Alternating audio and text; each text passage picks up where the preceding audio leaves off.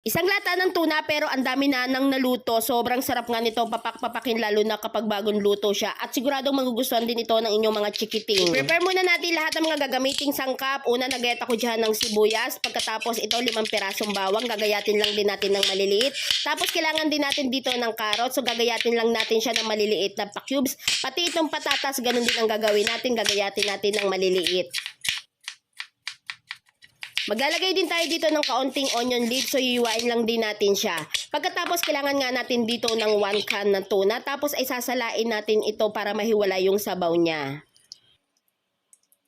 At sa isang bowl ay pagsasamahin lang natin lahat ng mga ingredients, yung tuna, carrots, patatas, sibuyas, bawang, onion leaves, tapos tinimplahan ko lang yung kaunting asin, paminta at saka pampalasa. Pagkatapos ay naglagay na rin ako dito ng 2 perasong itlog, 1 cup ng breadcrumbs at 1/2 cup ng cornstarch, tapos ay haluin lang natin ito ng maigi. Gumamit na nga ako dito ng kamay para mas mahalo natin ito ng maayos. At kapag nahalo ng mabuti at yung talagang malagkit-lagkit na siya, ay pwede na tayong mag-shape dito. So nag-shape lang ako dyan ng pa-square o kaya naman ay pabilog para mas madali.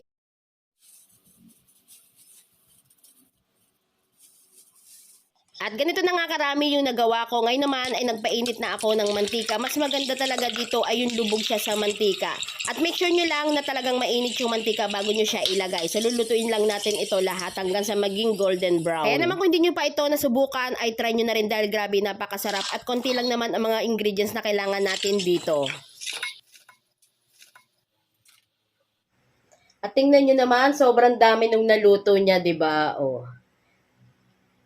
At kahit anong sausawan, pwede dyan. Ketchup. Okay na okay. At syempre, titikman natin yan.